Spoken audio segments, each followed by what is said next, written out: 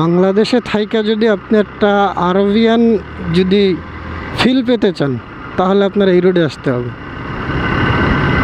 দেখেন পিকচার তোলা নিয়ে ব্যস্ত আছে, মানে এই রোডটা আসলে যদি আপনি হঠাৎ করে যদি কারো এই ভিডিওটা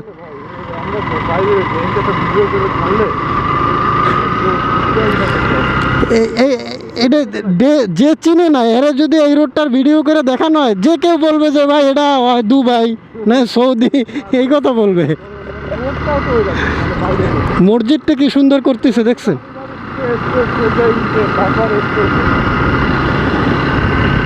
মানে এই রোডটায় থাকলে, এই রোডটা মানে যে চিনে না এই রোডটা, এরা যদি এই রোডের ভিডিও করে দেখানো হয়,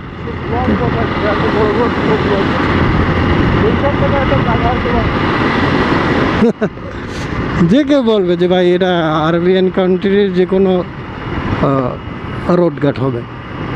মানে এত সুন্দর করে করছে রোডটা। রোডটা হচ্ছে যারা চিনেন তারা তো চিনেন, আর যারা চিনেন না তাদেরকে বলি যে রোডটা হচ্ছে বসুন্ধরার ভিতরে।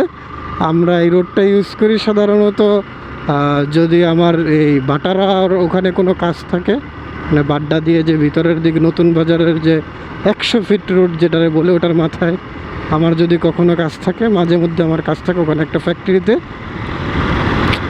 সেক্ষেত্রে আমি 300 ফিট দিয়ে ঢুকে এই রোডটা ইউজ করি।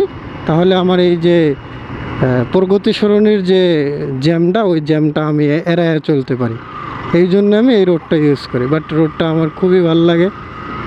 আমার মানে দেখা সৌন্দর্য রোডের মধ্যে এটা বাংলাদেশের একটা অন্যতম রোড। এটা আপনি বাংলাদেশের ভিতরে থেকে একটা মিডল ইস্টের একটা ফিল পাবেন এই রোডের ভিতরে।